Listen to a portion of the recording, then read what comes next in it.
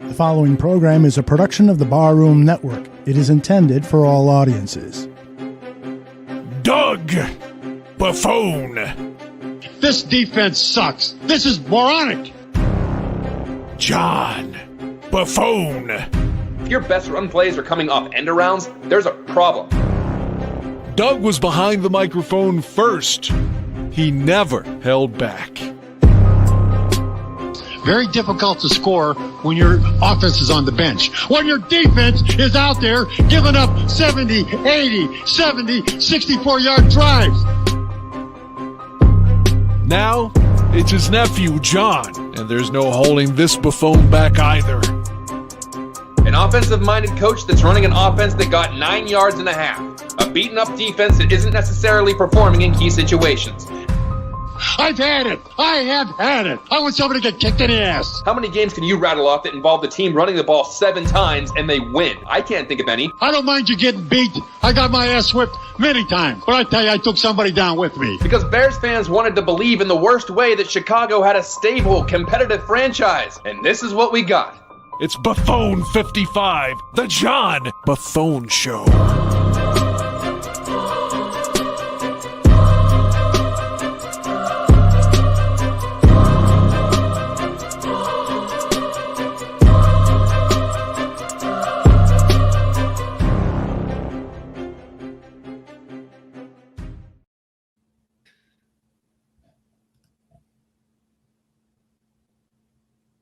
Hello and welcome to another edition of Buffone 55, a fast-paced approach at breaking down the Chicago Bears. I'm your host, John Buffone, and with me, as always, my trusty producer and co-host, Alyssa Barbieri. Alyssa, we took a week off. We got to shake off the rust. Are you ready to get back into some Bears talk? I am. I mean, we are a little rusty at the get-go here, but I mean, I think we'll pull it around. We'll pull it out unlike the Bears a couple of weeks ago against the Steelers, which, I mean, it's been a while since we've done this, so there's a lot to talk about.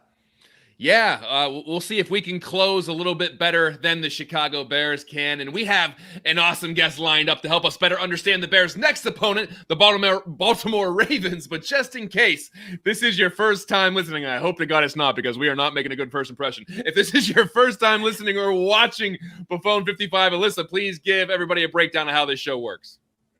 Absolutely. So Buffone 55 has 3 segments, and we always start off with our B55 segment. That's when I ask John 5 questions, and his responses must be completed within 55 seconds. The 55 is John's way of paying tribute to the great Doug Buffone, his uncle, his mentor, and a man who played 15 seasons with the Bears and wore number 55. That's then followed by learning about the Bears' upcoming opponent from someone that follows them closely. And today we are thrilled to have Melissa Kim, a studio host for the Baltimore Ravens broadcast team. We then finish things up by going into Buffone's basement, where we have a Bears therapy session and get out all of our rage. So there's a lot to talk about. John, you think you can shake off the rust and get back into the swing of things? Well, I guess we'll find out. Let's just give it a try. Okay, so here we go. So, John, we haven't spoken since the Steelers game, and I know that you were at the game and watched the drama play out at Heinz Field. It was rough to watch it on TV, but it's hard to imagine what it was like in person. So can you take us through the pain? You have 55 seconds.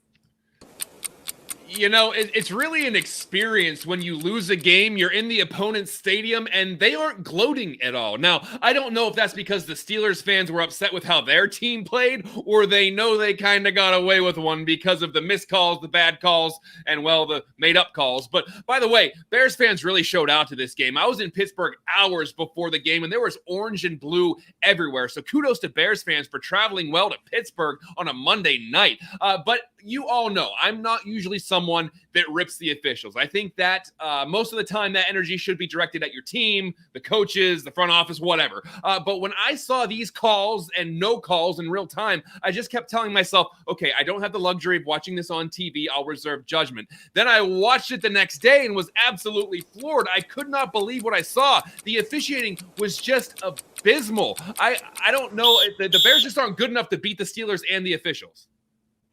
Yeah, I mean, it was kind of crazy how that played out, like the officiating. I mean, it's pretty bad when you have Packers fans and Steelers fans saying that, wow, the refs are really screwing the Bears over.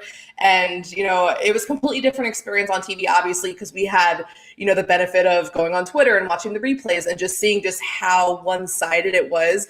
That was something where it was kind of, the bye week came like at a right time for the Bears, but the wrong time for us, because I feel like we really could have had at that, right? Like more like in the moment kind of, this is how we're feeling about the officiating. And I don't want to like blame the officials. I'm not someone that tends to do that. But when you look at that game, it was just really infuriating. And I'm like, man, I was thinking about you, John. I'm like, oh my God, I got so excited that like once they were like coming back in the fourth quarter, but I'm like, he's probably there watching this going, what the hell is happening?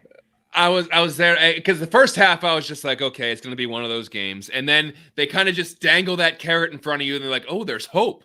And then in classic Bears fashion, it doesn't work out. Now, there were some contributing factors to that, like a referee hip checking one of the guys and throwing a flag on him. So, like I said, I was expecting some poking and prodding, some gloating as I was walking out of Heinz Field. I didn't hear a word. And quite frankly, talking to some of my friends and talking to some of the people in Pittsburgh, they were more upset about how the Steelers played rather than the actual win they got out of it. So it was really weird. It was just a weird atmosphere. And I'm sure Steelers fans aren't feeling too good after this week either, almost losing, and probably should have lost to the Lions rather than tied. So no, they should probably be 0-2 over these last 2 weeks. So hey, being 1-0-1, Steelers fans take it. So, there's a lot of disappointment, obviously, and frustration in the game. But despite the loss, Bears fans seem to rejoice in the fact that Justin Fields continues to get better with each week. What did you see from Fields that gives you hope moving forward? 55 seconds are on the clock. Well, it certainly says something when Bears fans felt better about the loss than Steelers fans felt about the win, like I just said. But I think we all saw the future. We saw a guy that can lift his team up. For the longest time, Bears fans were under the notion that everything had to be great around the quarterback for the quarterback to succeed. What we saw was a quarterback that can actually make his teammates better instead of teammates making him better. We saw the poise. We saw him being able to take a hit in the pocket and still deliver a dime. We saw the escapability. We saw the ball actually get pushed down the field. With Fields in there, there isn't a necessity for a dink and dunk offense that has to nickel and dime its way to a field goal every possession. Explosive plays are actually a possibility with Justin Fields. So despite this being a bad season with hopefully a lame duck coach, Bears fans are grasping at the fact, and rightfully so, that they have maybe found the missing piece that has been avoiding this franchise forever. That's forever. It's a pretty long time. Like you said, I felt it was very weird on Tuesday. Like it felt like they'd won, even though they hadn't. But I mean, when you kind of look in the grand scheme of things, maybe they did win that game, right? Because you get one step closer to Matt Nagy being gone. And then Justin Fields has a breakout game, not only on primetime in a hostile environment, but against one of the NFL's best defenses. And that's the step that you wanted to see him take. He looked like the real deal. Like you said, I was watching him like, is this a Bears quarterback? I don't know what this feeling is. I never felt like this watching a Bears quarterback and knowing this is just the beginning. He's only started 7 NFL games. And to think what he could do with more experience, obviously there's 8 more games left this season and better coaching and better weapons around him and just more experience. I mean, it felt like a win in a way, which is very weird to say. I mean, like you said, Steelers fans felt more upset about the win because of how it happened and everything. But Bears fans left that game feeling pretty good because of Justin Fields. The fact that the Bears might have stability at the quarterback position for more than a year, I think was what people took out of that. And, I'm sure the Bears organization, they're not happy they lost, but they're also happy that the fans maybe weren't ripping them as hard as they usually do because Justin Fields had such a great game. So like you said, Alyssa, kind of a win-win if you're a Bears fan. Justin Fields looks great. Maybe it's one step closer to Matt Nagy being gone. Now we hope that they don't screw it up. Right, because that's always the fear with this franchise. I don't put anything past them. We'll see what the wild card is. So, we're going to get into this week. The Bears are back. They're going to be playing the Ravens on Sunday at Soldier Field. The big news this week was that second round rookie Tevin Jenkins would return to practice this week. If and when Jenkins is ready to go, his insertion in the starting lineup could potentially shake things up. If you had to move around the offensive line, what combination would you go with? You have 55 seconds. Well, there is a good opportunity here to see what the future of the offensive line could look like. I don't know if that's going to do Matt Nagy much good, but for Bears fans, it should be nice. I think you drafted Jenkins to be your left tackle. I think that's where he needs to get his reps. Larry Borum should stay at right tackle. You have, hopefully, these two positions nailed down for the next 10 years. Jason Peters, probably not going to be with the Bears next year, but he is a mammoth man, and as long as you don't ask him to pull too often, he can probably play left guard. So then the age-old question rears its ugly head. What do you do with James Daniels and Cody Whitehair? I obviously took Mustipher out of the starting lineup. It was a nice experiment. I had some hope, but I don't think he's the future center of this franchise. So you start thinking about the future of the offensive line. Who plays center? Who plays guard? I imagine Whitehair is going to be on the team next year just because of how his contract is structured. James Daniels' contract is up after this season. So I say put Whitehair at guard, Daniels at center, and then you target Ryan Jensen in the offseason to solidify the center position. Easy as that. Interesting. I mean, I think we both went for immediately get Mustipher out of the starting lineup if they can. And there's a way for that to happen now with Jenkins, on his way back, because he's just been Mustipher been a liability this season on that line. Obviously, like you said, Tevin Jenkins was brought in to be the left tackle. So, they want to see how he's going to, fare at that position. But again, protecting Justin Fields should be top priority. And I know Jason Peters has been playing. He's probably been the best offensive lineman this season for them. So, I mean, it would be difficult moving him. But, I mean, it's about the future, right? So you're going to have to see what Tevin brings there at left tackle. Like you said, Larry Bourne's been doing a pretty damn good job at right tackle going up against Nick Bosa and TJ Watt. Amazing. It looks like they kind of got the edge anchored there.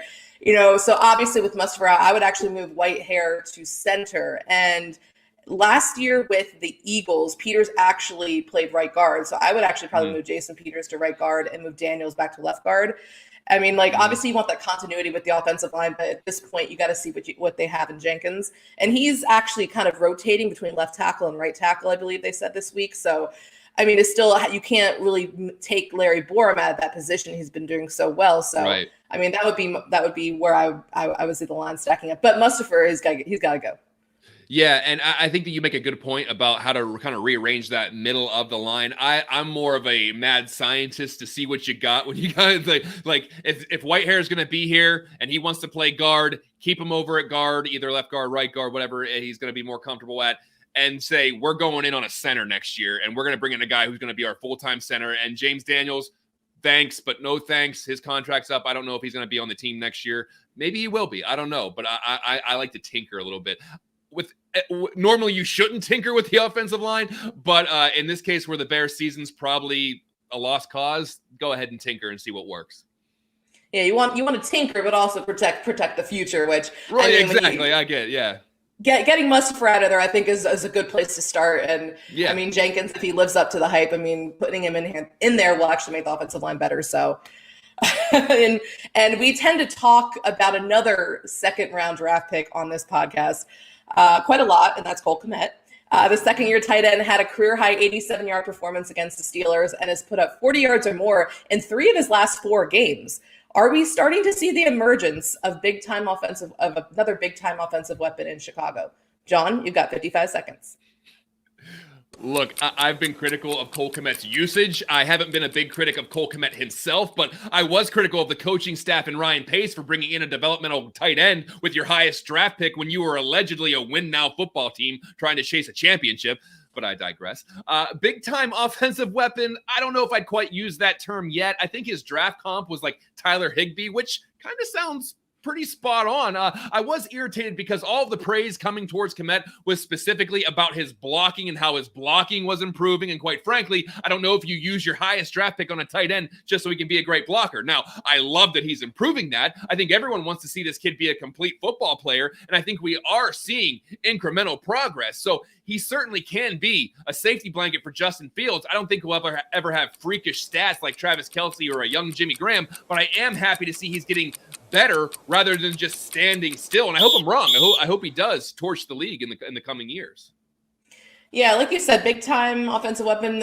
I'm not going to start using that quite yet. But what is it about Cole Kmet getting off to these slow starts to the season? I know he's only played 2 years now, but these slow starts to the season and then just kind of emerging towards the middle or the end of the year. But which I'm not complaining, but you're also starting to see the passing game open up a little more and getting the tight ends involved and Fields getting comfortable with these players that he didn't get reps with during training camp in the preseason. Hey, Matt Nagy, do you wonder why people were so pissed off about that?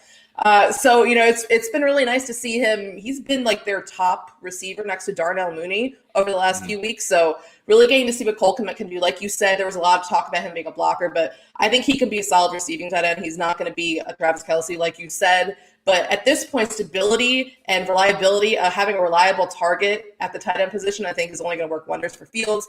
I would hey, we saw Jimmy Graham sighting, by the way. Yeah. A couple of Jimmy Graham sightings. Got a ball. He caught a ball. That's pretty surprising. But yeah, I think Kmet's going to be more involved for the rest of the year.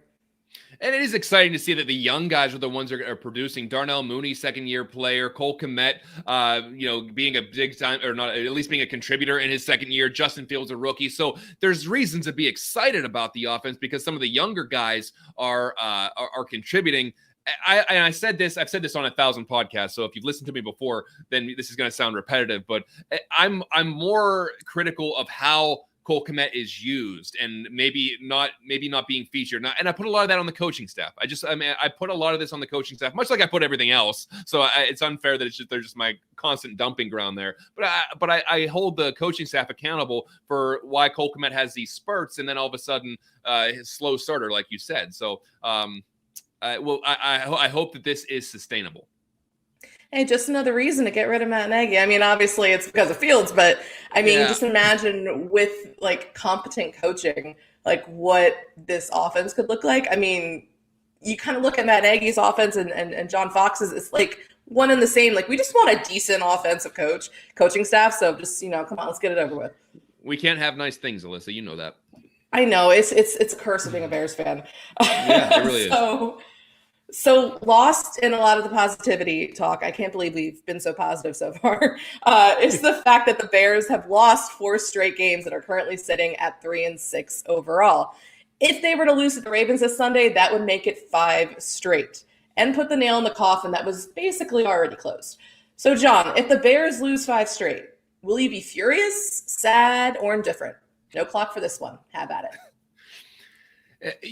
There's a lot to be excited about when it comes to the Chicago Bears' future. They have their quarterback. They're probably getting a new head coach. There's a lot to look forward to. As for my feelings on the current state of the Chicago Bears, well, it's the worst feeling you can have. It's the feeling of indifference. Remember, they went on a 6-game losing streak last year, and nothing really changed. Same cast, same plot, same setting.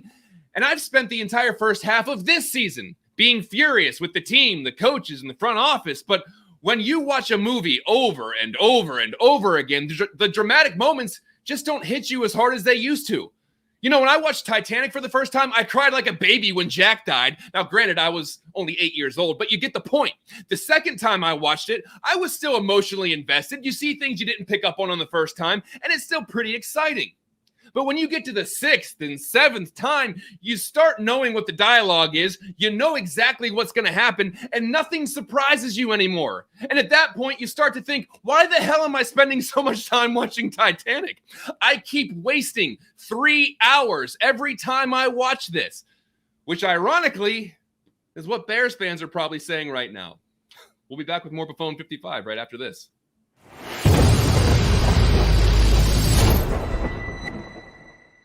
The Barroom Network presents 2 fired-up Bears fans. They are ready to rumble on the Bear Debate.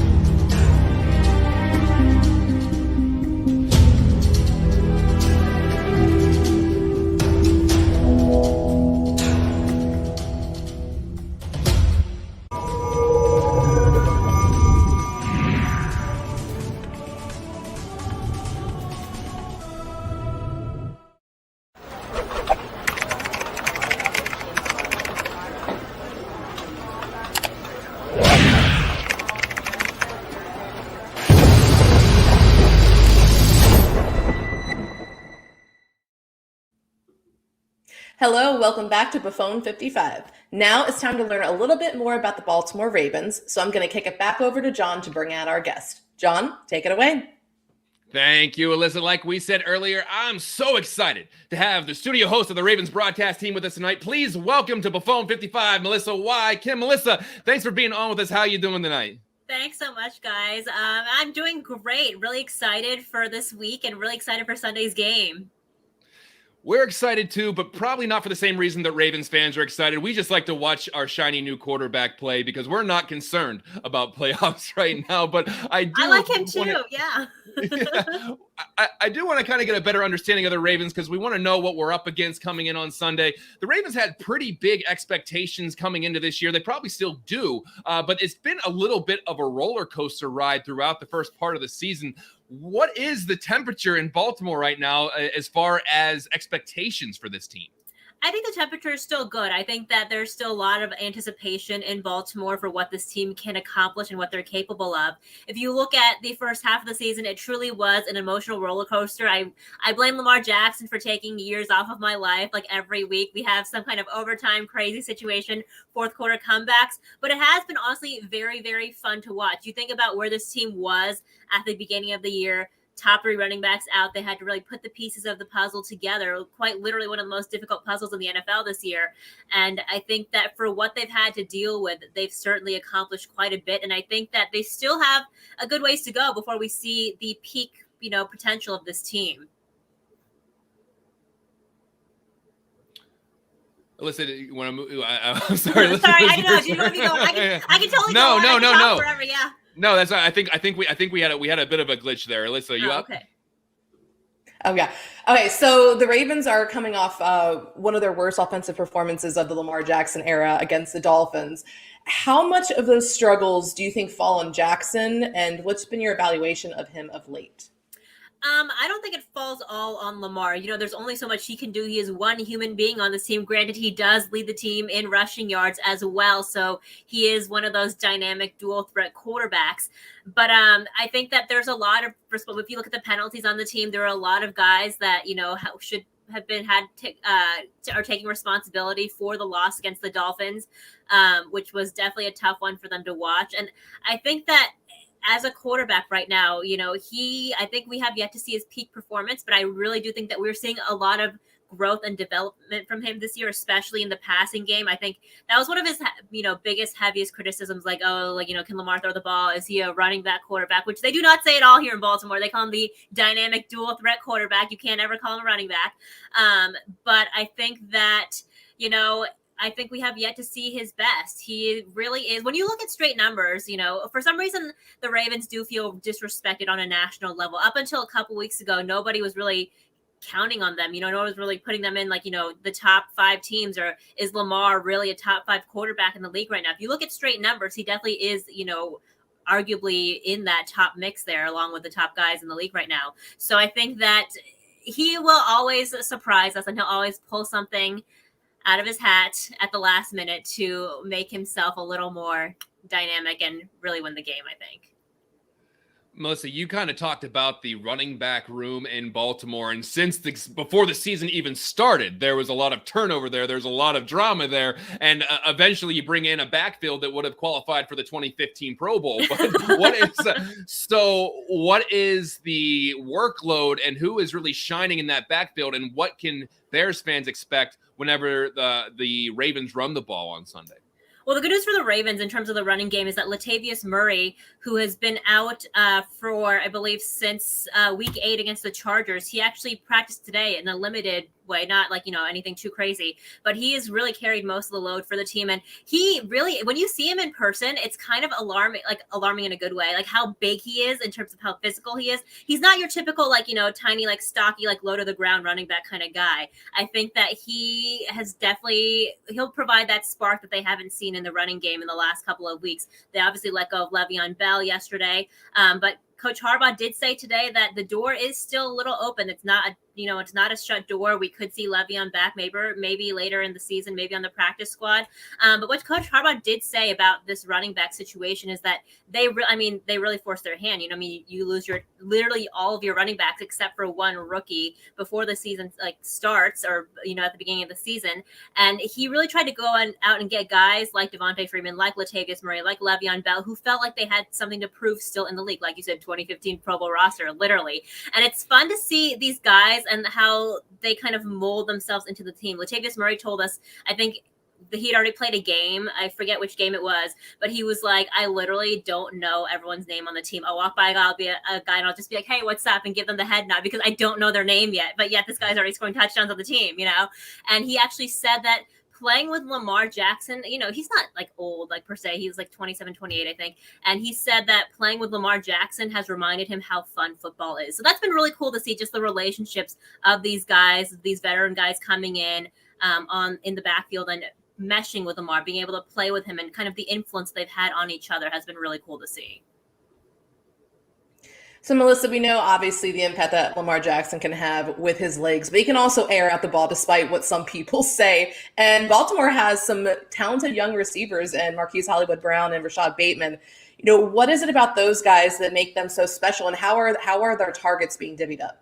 Oh my gosh, I love watching Rashad Bateman. I know he's only been back for a couple, 3 weeks now or so, but every time he's on the field and every time he catches a ball, he is a playmaker. I think it's 13 out of 14 of his catches so far have been for first downs. So, and you can tell too, when he's catching the ball, this is not a knock on Hollywood or any of the other guys, but they're kind of holding the ball out here, not necessarily bringing the ball into their chest as they're catching the ball. And you really see that difference in Rashad Bateman, I think, when he's out there on the field. And I think that has made the difference. I'm excited about him, obviously.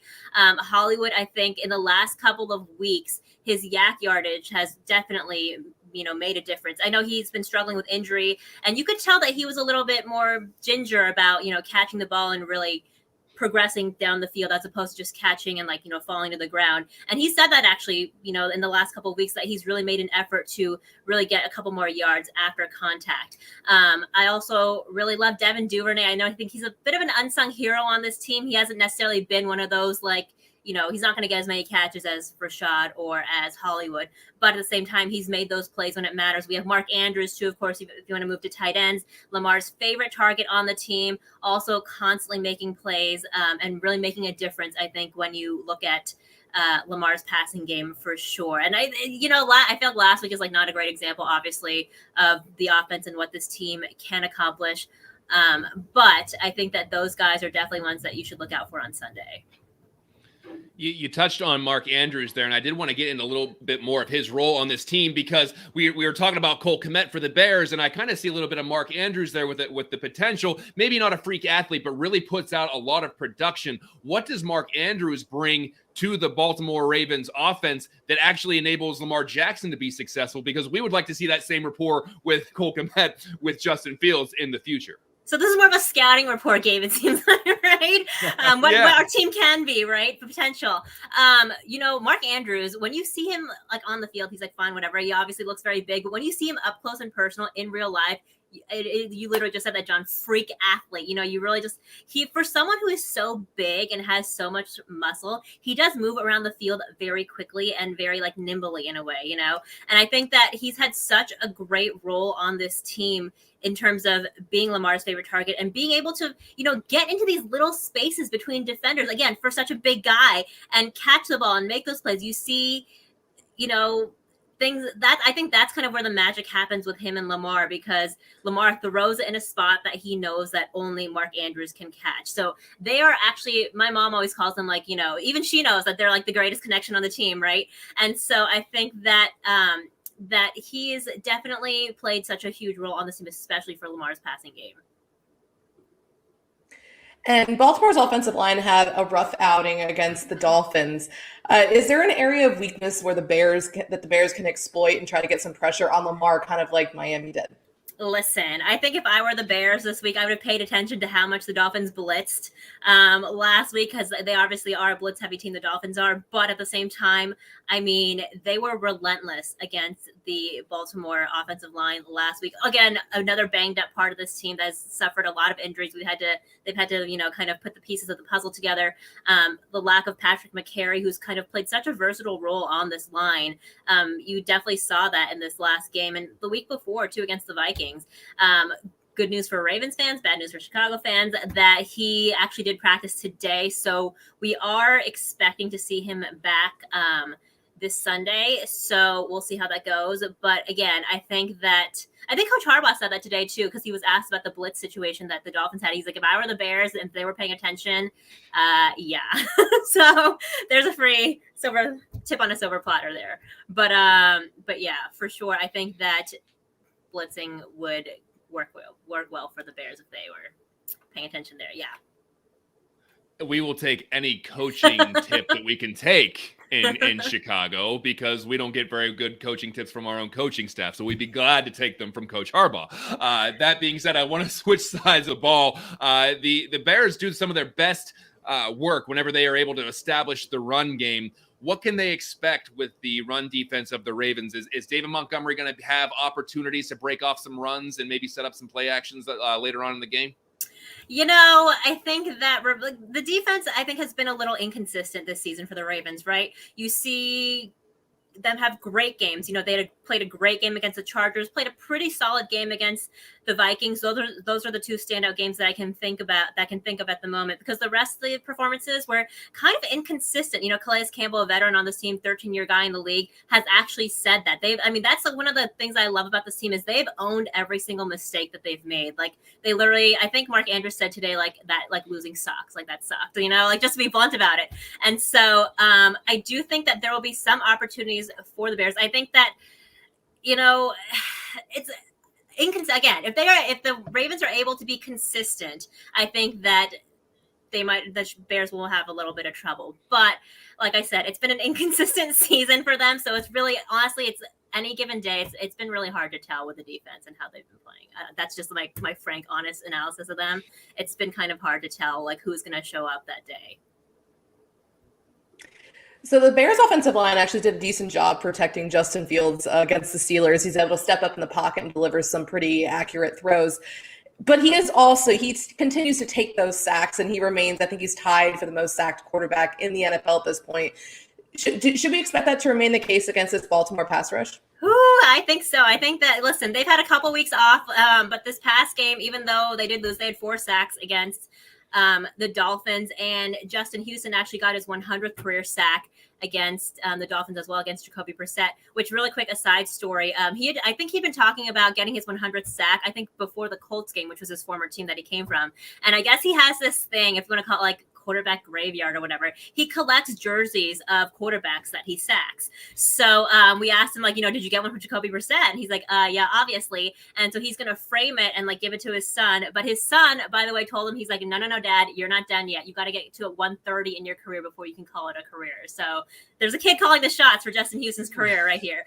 But no, between Justin Houston and Odafe Oweh, who is the rookie out of the Big Ten this year, out of Penn State, I've been so impressed with him because he is so quick for someone his size. I think that his like boasting point coming out of Penn State was, I think he ran like a 4.3 40 for a guy that size, which is pretty impressive. And he was asked today, about the rookie wall, because there's a point I feel like where every rookie gets to halfway in the season, because this is a whole new level of football, right, from college football. And he said he doesn't feel the fatigue. He doesn't feel the rookie fatigue. He actually leads the team in sacks right now with 4 of them. And, possible candidate for defensive rookie of the year. I think that he's going to be a guy that is going to cause some trouble for the Bears. They've had some unsung heroes too on the defensive side when it comes to pass rush as well, but I would definitely keep an eye on Odafe Oweh and Justin Houston. Again, age is merely a number when it comes to Justin Houston too. He is one of those guys that is still freak athlete. You see him up close to, and you're like, oh wow, this is a large human. And he's also very quick. He's also very fast too. So those are the 2 guys I would keep an eye on if I were the Bears. Bears O-line has to bring their A game. And that being said, Justin Fields is going to hopefully try to push the ball down the field a little bit like he did last week. What are there, if any, weaknesses in the secondary for Baltimore that there could be opening up some of those explosive plays? Because going into last week, the Bears ranked last in explosive pass plays. Now they tried to make some against the Steelers before the bye week, but are there any opportunities there in the secondary with Baltimore to exploit? I want to bring back that inconsistency word here. They've been pretty inconsistent when it comes to the secondary. I'm not even going to lie to you there, because there are days where, Marlon Humphrey will not let anybody touch the ball. But then there are days where, the Ravens will give up a huge play for a touchdown. I think that happened against the Vikings. And the biggest point for them that I've seen is communication. You've seen a couple times where they, the opposing offense will cause a little bit of confusion. And you see like guys moving around at the last minute, yelling at each other. And that's when the Ravens secondary is in trouble. And that's kind of been where they've kind of not been able to prevent those big plays. And so I think that, that again, inconsistency, we'll have to see how it goes. I just don't know on any given day which defense, which secondary is going to show up at all. But honestly, yeah, just they've been. I feel bad saying that, but like they've just been so inconsistent in terms of the secondary as well. Like as we've seen the roller coaster all season. Well, the last thing that comes from me is, because we always get a kick out of special teams, all puns intended. Is there anyone that the Bears fans need to be cognizant of from special teams as far as we know about Justin Tucker. I was going to say, everyone knows that. But as far as a punter, a kick returner, a punt returner, a gunner, anyone that the Bears fans should say, hey, I heard that name. We should be looking out for any names on the Baltimore special unit. Well, other than Justin Tucker, who has been amazing this season, I think Devin Duvernay, I know I brought him up when we were talking about receivers. He's also a great special teams guy too. And I think at one point, like week 4, week 5 in the season, he had like the most yards in terms of returns or something like that. But he is definitely a sneaky little guy. You know what I mean? He like really does a great job of seeing the field, I think. And I think that if there's anyone to keep an eye on besides Justin Tucker, it would definitely be Devin Duvernay. He's their main return guy. Okay, Melissa, before we let me go, we have to get your prediction for the game. And I actually want you to finish these statements because I feel like I know where you're leaning and I know where I'm leaning and where John's leaning. So I want you to complete these statements for me, okay? The Ravens win if, and the Bears win if. Okay. I think the Ravens win if Lamar throws for more than 300 yards and if the defense is consistent. I think the Bears win if they blitz their butts off and if Justin Fields if he can prevent turnovers. How's that? Perfect. Now, do you have a score for us? Are you at liberty to give us a score? I'm like I've never been like a scores person. I've been more kind of like a spread person, like, you know what I mean? But I will say that the Ravens will win by, I would say, 2 touchdowns, let's say. Whoa, I like it. I didn't know. I think that's like reasonable, right? Like not insulting, but reasonable. Also, like think about the cold weather too. I think because these guys do not like cold weather. I see them wearing like hoodies and stuff like that when it's like 45 degrees here. They brought out the heaters today for the media and it was like 48 degrees. And I actually lived in Wisconsin for 5 years before I moved here last year. So I was like, oh my God, we get heaters for 50 degrees. Like, what is happening? It's because everybody else is cold. So I'm like, all right. So we'll see what the weather is in Chicago on Sunday because I know it can get brutally cold at Soldier Field. Yeah, I saw the picture you tweeted out of the mobile heaters, and I'm sitting here in Pennsylvania thinking, really, is it that much colder down there in Baltimore? I'm not so sure. So that's obviously a little bit of a factor. We'll see how it is in the Windy City. But Melissa, before we get you out of here, can you please tell our listeners and our viewers how they can see your work, how they can interact with you on social media and get your content? Yeah, my social media, my Twitter and Instagram handles on the screen at Melissa Y. Kim. I also host the post-game show and the halftime show on the Ravens Game Day Network if you want to check it out. Awesome stuff. But once again, Melissa Y. Kim, studio host of the Ravens broadcast team. We appreciate all your time and helping us better understand the Ravens. We'll talk to you down the road whenever the Ravens and the Bears meet in the Super Bowl in like 400 years. Sounds good. I'll see you guys later. Thank you so much. We'll be back with more Buffone 55 right after this.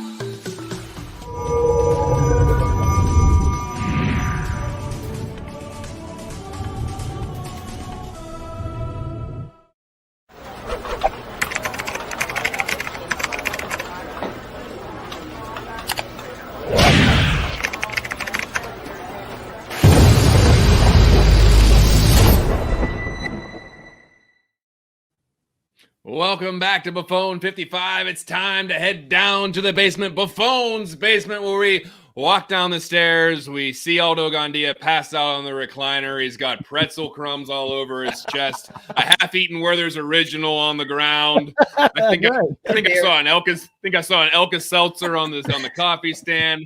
Half drank Miller High Life. He's ready to go. Aldo, how you doing, buddy? I'm doing great. Boy, oh boy. It took me a while to get used to the controls after being on vacation for 5 days. I lead the barroom and screw ups for production work in the background there. Hey, stat leader, no matter what, you're the stat leader. That's all that matters. That's right. Well, now that was a great interview with Melissa, by the way. She broke down the Ravens offense and defense, gave us a little bit of hope, but ultimately gave the prediction that the Bears might lose by 2 touchdowns, which is not out of the realm of possibility, by the way. So, Aldo, I got to ask you, because you just jumped on. What's your confidence level against a team like the Baltimore Ravens? Because before the season, I already chalked that up as an automatic loss. I said that the Ravens are going to roll this game. The Bears have no shot. Seeing up and down how they've been, is there a chance? There's a chance if the Bears defense can stop that rushing attack of the Ravens, and that's what happened. In the last couple of weeks, their rushing attack has been nullified to some degree, and that's the key, I think, to beating the Baltimore Ravens. They've got, Lamar Jackson, probably the greatest running quarterback of our generation, arguably. And if we can nullify him, keep him in the pocket, force him to throw, and not to say that he's a bad passer, but his strength is creating more time for passing or just running with the ball, pre-designed plays, as a matter of fact. And so I believe that's the biggest thing about this upcoming football game. So I have a high level of confidence that Justin Fields and the offenses they're going to continue to ascend. Now, I'm a little concerned about A-Rob's potential injury and how that might affect the offense, given that we don't have a lot of proven depth at that wide receiver position. But I do believe that this offense can put up 3 touchdowns. And if we can hold the Ravens, we being the Bears, hold the Ravens to 20 or under, that spells victory. Alyssa, are you any more confident or less confident going into this game, knowing more about the Baltimore Ravens? I mean, considering the Bears have lost 4 straight, they've never won a game. They haven't won a game coming off the bye week since 2013. I mean, I should not feel as confident as I do. I think it's just because the Ravens have been, and Melissa used this word a lot, inconsistent, where they've had some pretty big wins, but then they needed a miracle field goal to beat the Lions, and they just lost to the Dolphins. So there's definitely a blueprint to beat them. And like Aldo said, I think it starts on defense. It's really weird because coming out of that Pittsburgh game, it kind of felt like the offense and defense were headed in opposite directions, right? The offense was ascending up, the defense was trending downward. And in a weird way, I have more confidence, or I don't know if it's confidence, or maybe I'm just worrying less about the Bears offense in this game, which sounds very weird. But when you have Lamar Jackson and you have that rushing attack, and I know what they look like against the Dolphins, but then at the same time, they can turn around and just light the Bears up. So this defense really needs to be on top of it. And, like Melissa was saying, the blueprint's there. So hopefully Sean Desai was paying attention and they could try to replicate what Miami did. Now that brings up another interesting question about how the Bears are going to approach this game. And Alyssa and I already talked about it, Aldo, so I want to ask you first. Let's just say Tevin Jenkins is healthy and he's going to get some time. Maybe it's not this game, but if it is, if it's this game, next game, whatever, what is your alignment of this offensive line and who is playing where and why? Is it because you think it gives them the best chance to win now, or what you actually want to see in the future? Yeah, I think you guys made some good points in terms of, who should play and where they should play.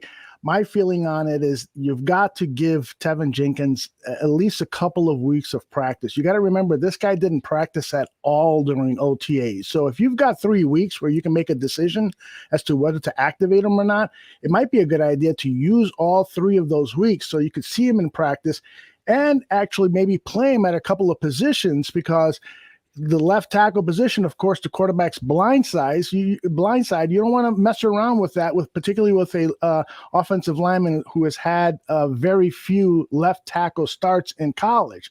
So maybe it's better to have him at the guard position, which some people, including Danny Shimon here at the bar room, have suggested that would be a better position for him. And so I think, you take a look at him over the next 2 to 3 weeks in practice, see where he's playing best, maybe give him some snaps at the left tackle. But if he's playing much better at the guard position, then you definitely have to give him some playing time if you're mathematically out of the playoffs, which should happen any minute now. After Sunday's game. Yeah. And that's a really good point. It's an interesting point. And I don't know the answer to this, and because I am not a professional offensive line coach, but if he is going to get reps at left tackle in practice, but then he's going to get game reps at guard, I just don't know, because then if you're practicing him at guard, are you saying, okay, he's going to be our guard of the future whenever you kind of move up to draft him as your tackle? I imagine that's why you moved up to get him. So I think that this coaching staff and probably this front office says, hey, get this guy reps at left tackle. This is why we moved up to get him, regardless of whether or not he plays better at guard or not, because I think you're seeing the draft investment there. So I think that even though he may be playing better at guard, I don't think that's where they're going to put him at least until he gets practice and probably gets a few starts at left tackle. Yeah, I agree. And it's risky. Wherever you're going to put him out on that offensive line, it's going to be risky. But I do like the idea of starting him out slowly, taking a good look at him in practice, and as the season wears on, start to evaluate what you have there on that offensive line, because it's probably going to go through some major changes. And you guys talked earlier about the contract status with Daniels and Whitehair. And yeah, you're right. There's actually a potential out on Cody Whitehair's contract, but there will be a lot of carryover money, which the Bears are already doing a lot of that. And so James Daniels, who sometimes looks to be really, really promising, and then other times he's just not playing well. He actually leads the offensive lineman in terms of quarterback hurries, plus pressures, plus sacks. He's given up the most of any of the offensive linemen. Jason Peters is second. So Sam Mustipher, by the way, has allowed only 1 sack this season. So I say that to the Mustipher haters out there. But so to me, he offers some promise. Yeah, I think because of the weakness, I guess you could say, among the interior, I think that's another reason why you want to see what Tevin Jenkins brings at left tackle. Because if you feel like you have your tackle position set with Jenkins and Borum, then you know what you can target in the draft. So I mean, like you said, bringing him out slow, which is smart, because you have your future, who he has to protect, right? You don't want to risk Justin Fields. You want him to get that experience, but you also don't want him to get hurt. So I like the idea of starting him slow, but also I think he obviously does need to get reps at left tackle. They want to see what he's like. Are they gonna play him at left tackle? Which it looks like they are. Like they envision him being the left tackle of the future. So I mean, just so you can kind of see what you really need to do on the interior of that line. Mm-hmm. Yeah, I thought the interior of the line was going to be the strength of the line before the season, and here we are talking about how we might have the tackles sewn up, and now we don't know what the hell's going on in the interior part of the line, which I think we were talking about. I think we switched around at the end of last year, so there's never just consistency with that, because there was problem. Although I was kind of with you where I had hope for Sam Mustipher to be the center of the future here, but kind of like what I said. in my B55 segment, what if they can go out and get like a Ryan Jensen at center in the offseason? What if they can go out and bring in this big time center who can really anchor that offensive line in the middle, and then maybe you have Borum and Jenkins, and by the way, they're on rookie contracts, so they're not eating up a lot of cap space. And then for guard, maybe you still have Whitehair kick over at guard where he might feel more comfortable, and then you got to fill in another guard somewhere. Maybe you bring somebody back in on a 1-year deal. But I think that might be the best case scenario. I did want to go around the horn real quick and ask. I'll start with you, Alyssa. Is James Daniels on this team next year?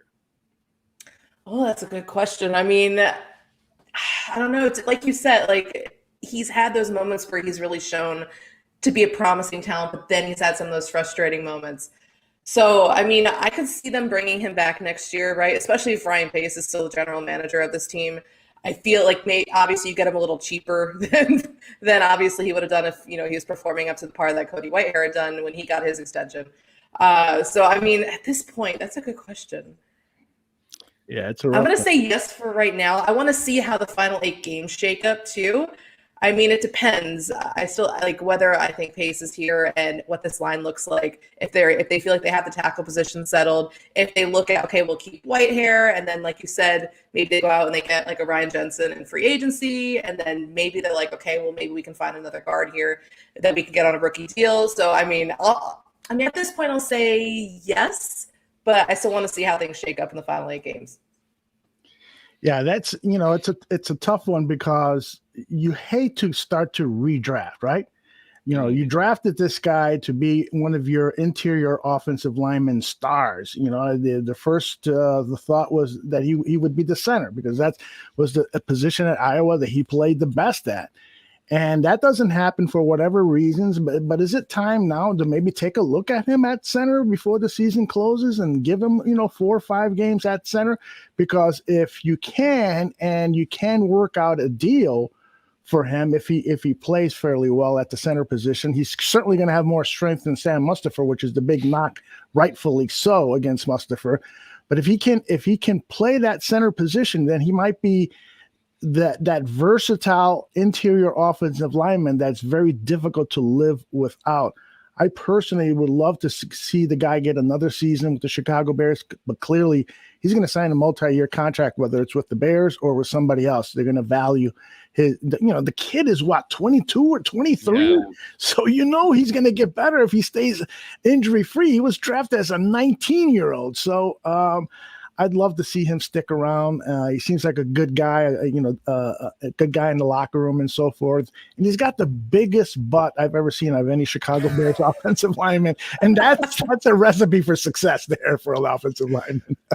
Yeah, I'm sure he'll bring that to the negotiating table. But yeah, to your point, Aldo, yeah, he just turned 24, still super young as he finishes out his rookie contract. So, yeah, if the Bears are going to re-sign him, he's probably not taking anything less than a multi-year deal. I don't know if he's going to sign a prove-it contract with anybody where it's 1 year and then try to get a bigger deal after that. I think he's going to go somewhere, sign a 2-3 year deal, and guess what? He'll still only be 27 or 28 by the time that deal's done. So he's going to get another contract. So I see. Once again, I always look at the contributing factors of this. Is Nagy gone? Is Ryan Pace gone? Did the new GM say, hey, listen, we're scrapping this. This obviously didn't work. This guy didn't work with this system. We're going to go find our own guy. So I don't know. I say I would lean 40% no, 60%, or excuse me, 60% no and 40% yes at this point. But there's still so much that has to be fleshed out. Much like you, Aldo, I would like to see him get some snaps at center to see if he finally is comfortable there, to see if he can show some of that promise he had in college. And if you're not gonna figure it out now, when are you gonna figure it out? Whenever he's on another team. So go ahead and figure it out. And once again, here lies the problem. You have a head coach that might not be the head coach of this team next year. You have a GM that may not be a GM of this coach next year. So they don't give a crap about getting looks for guys next year if they think they're coaching for their job right now. Yes. If they feel like we got to win a bunch of games now for us to save our jobs, they don't give a crap about seeing what this guy looks like at another position and whether or not that might work out next year. Because if they're not here, why do they care what the next guy has on film? So there's a little bit of an issue there as far as let's see what people got for next year whenever those guys up top may not be here next year. So that's a bit of a problem. And speaking of the season itself, I know I touched on it a little bit earlier, but is anybody else feeling really indifferent about the wins and losses right now? Where it's just like, does it matter? Because they're 3-6. If they lose this game, they're 3-7. For all intents and purposes, the season's done. The season's over if you're 3-7, unless you can rattle off, you lose one more game and that's it for the rest of the year. Aldo, do these wins and losses, do they strike you at all as far as, really messing you up emotionally? Or are you more thinking about, I want to see what Justin Fields does. I want to see what Cole Kmet does. I want to see what Roquan Smith does. That is probably equal with wins and losses. I think you need to build a winning culture, and you do that by winning games and fighting, all 60 minutes of the game and having a positive attitude, win, lose, or draw. And so, there's nothing better than winning. And if this team can finish the season with a series of wins, and that schedule almost kind of lends itself to that, then, it could be a really good, it could really help propel the team next year. I've seen it over my decades of watching football. I've seen teams finish strong one season and carry that over into the following season. So for that reason alone, I think it's important to win. And I think we would all agree that we have a much, much better time on Buffone 55 and all of our barroom shows here when the Bears have won a game. No kidding. Alyssa, how do you feel going into, let's just say let's just for the sake of this conversation, say they lose against the Ravens. Now they could win, but let's just say if they do lose and they're 3-7, what does that mean for the rest of the season? Because we've seen this song and dance before. Remember the 6-game losing streak last year? They finished strong. They fall ass backwards into a playoff spot. But I don't know if that's going to be the case this year. Well, I think the difference is the quarterback, right? Last season with Mitch, we all knew that he was on the way out. And now you have your franchise quarterback, your hopeful franchise quarterback in place, and you really want to see what he's going to do. Looking at this, yes, like Aldo was saying, you want to win. And it's much happier here when we're talking about wins, but it's also happy when we're talking about Justin Fields making those next steps in his development, because we've never had a franchise quarterback. I know we have it in our lifetime, Aldo in your lifetime, and lifetimes of other Bears fans before us. So, at this point, indifferent to wins and losses. Yeah, because at the same time, Aldo was talking about carrying over that momentum to the next season. I just hope that Matt Nagy's not there carrying it with them, because at the same point, if you have Justin Fields succeeding and you have other young talent, Cole Kmet, Darnell Mooney, getting to see more of Montgomery and Herbert, and if you see that's kind of winning in itself. I know we're not talking moral victories and all that stuff, but when we're talking about the future, I think that we've kind of accepted that this isn't a contender, especially with what the NFC's been able to do this year. I know the Bears just kind of backed up into the playoffs last year. I don't think that's going to happen, despite Darnell Mooney saying that he thinks they could win the last 8 games. Which, what else do you expect him to say, right? You got to like the mindset, but come on, Darnell, that's not happening. God bless him. Yeah. Well, that you bring up an interesting notion there, Alyssa, though. If the Bears are good enough to get to 8-9, 9-8, and miss the playoffs, is that worth it? Is that you're building that winning culture a little bit? But if that ends up saving Matt Nagy's job, are you still happy about that? And Aldo, I'll ask you that because you brought that point up. I don't believe that Matt Nagy is capable of being a top flight NFL head coach. So there's enough evidence to state that. The way just his personality quirks kind of reveal that he doesn't have the DNA to be a really great NFL coach. And that's what the NFL team in Chicago deserves. This is the land of George Halas, the first head coach of any notoriety in the NFL. And we should have one today. One guy who knows how to manage players, who knows how to manage the clock, who knows how to delegate to his coordinators and his position coaches, and somebody who is encouraging innovation and using it at the appropriate time and so forth. And those are all the things that we have seen that are wrong with Matt Nagy. And so, I hope that the McCaskey family, even if this Bears team wins out, and even if they sneak into the playoffs, I think they need to take a really hard look at what has happened with Matt Nagy to this point and not forget about it, because right now he's the laughing stock of the NFL and the NFL media, and every team that we talk about, or almost everyone that has been a guest on Buffone 55 has said something negative about Matt Nagy. Now, Melissa didn't, because she's a lady, right? But some people just don't know. Like some people, I think you go on a Bears podcast, you're like, is it fair game? Is it okay? Yeah, yes, it is. If anyone's listening here that has a podcast for a different team and you are talking and you're on this show, yeah, it's fair game. Go ahead and do it. It's fine. Yeah, exactly. I don't know. How you feeling, Alyssa? I mean, we want the McCaskies to do the right thing, but you look at last year and they won 6 games and they lost 6 games in a row. My bad. And they still managed to justify why they kept Matt Nagy and Ryan Pace around. And there is a potential that they could lose 6. I know they play the Lions on Thanksgiving. Can you imagine losing to the Lions?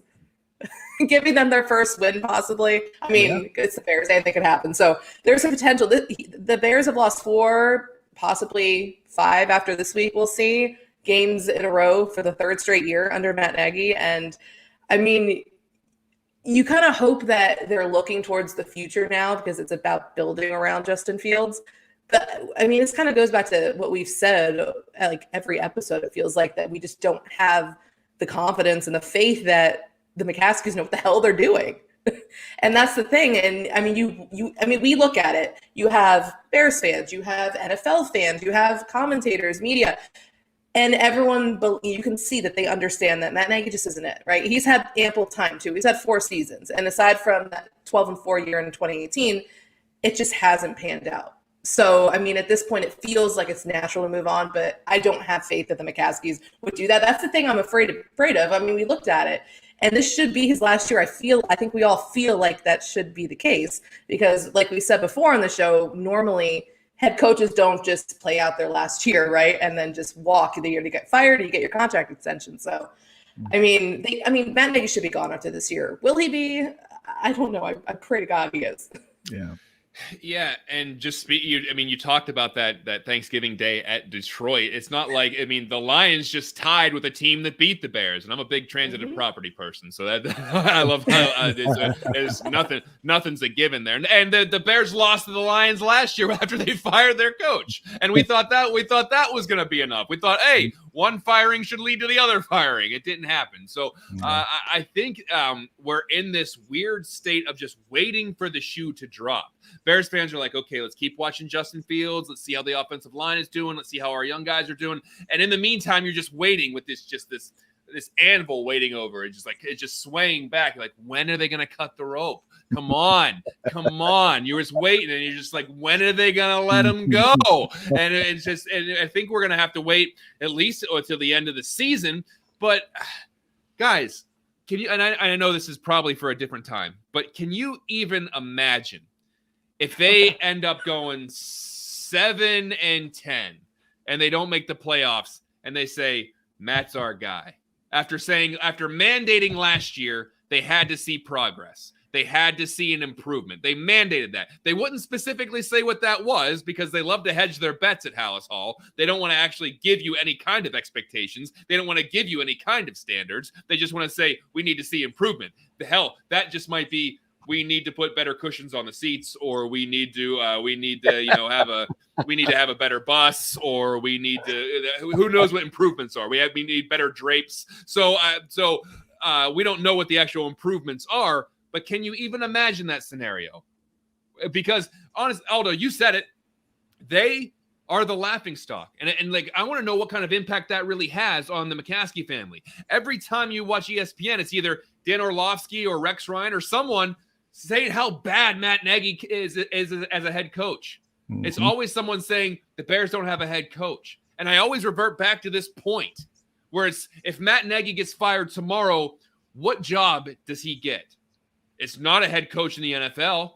It's probably not even a offensive coordinator in the NFL. And he's not going to be a play caller.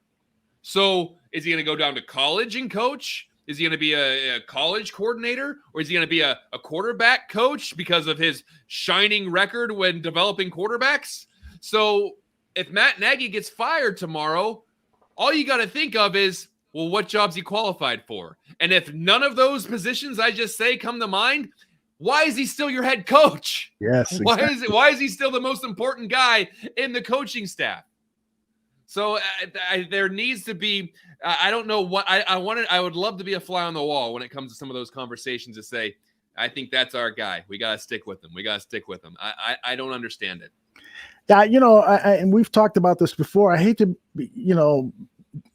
cheer for an organization that's just going to rapidly fire somebody after a season or two, but I think we've gotten enough of a taste test. 4 years. Matt Nagy. And, I think to answer your rhetorical question about where is he going to get hired, follow the career of Mark Trestman. He's going to go north to Canada. Or he commanded McDonald's. He's done enough of those commercials. Yeah. Even then, there's a career there. That's right. He's the crew supervisor for the midnight shift at the downtown McDonald's. Well, Aldo, even Mark Trestman, despite the fact that he couldn't be a head coach, actually had a pretty good offensive system that worked. Oh, yeah. Even Mark, he at least had a system that was efficient. He could not lead. He was not a good NFL head coach, but he could run it. He could run an offense. Yeah. So I don't know if I can say the same for Matt Nagy. That's a good point. And Trestman won I think 3 or 4 Canadian football cups up there, championships. So yeah, maybe if we're going to make an argument about who's better, Trestman's going to get a lot of votes. Oh my gosh. Did you ever imagine we'd say that? I mean, you look back at the Mark Trestman thing and how he could run an offense. And you look at Matt Nagy, who can't do anything. Mm-hmm. How is he still, like John said, how is he still your head coach? Yeah. I was just going to say before you said that, Alyssa, I was like, can you even believe we're having a Trestman versus Nagy debate right now? Did you even expect that to ever come up? Who had the better offense, Trestman or Matt Nagy? And one guy gets 4 years to prove that he's got an offense, and he just does not have it. Look what Beth says every time she gets an ESPN notification. Me too, Beth. Every time I get an ESPN notification, I hope it's to tell me Matt Nagy is gone. Well, that's great, Beth. You can only keep hoping.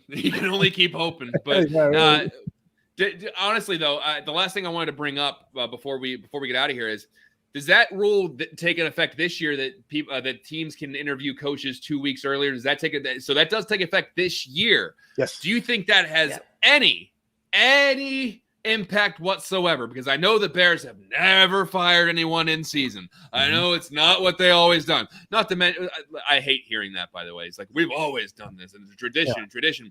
What's your tradition? You've won 1 Super Bowl since 1985. So maybe you should stop doing things. Maybe you should stop doing things the way that you've always done them, because they haven't been working so well for the last 4 decades. But I digress. Do you think this new rule has any impact on what the Bears do? Let's just say they do tank. Let's just say they fall apart and they lose 6 straight, and they are on track to lose double-digit games.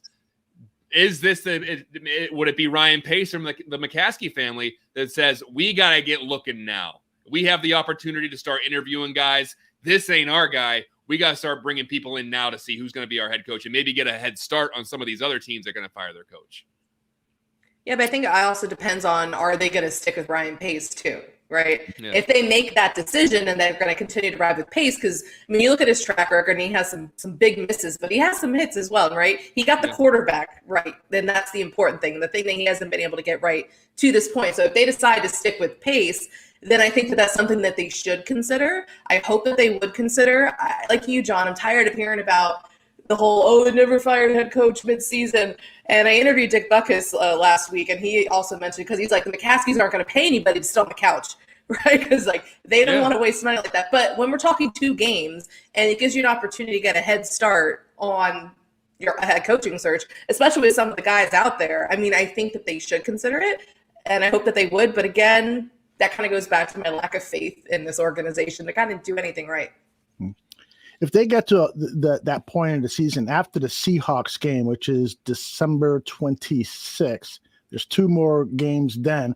They should know if Matt Nagy is going to be coaching this team in 2022 by December 26th. And so if they know that he's not, then they need to fire him, unfortunately, the day after Christmas, that night, or the following day on the 27th. Put that interim coach in there for 2 weeks. And in the meantime, Ryan Pace does the searching for a head coach. Now, to Alyssa's point, if Ryan Pace's job is on the hot seat, then both of those guys have to finish the season off. And then on that day after the season finale, January 9th against the Vikings, then that's when you announce that Halas Hall has been blown to smithereens.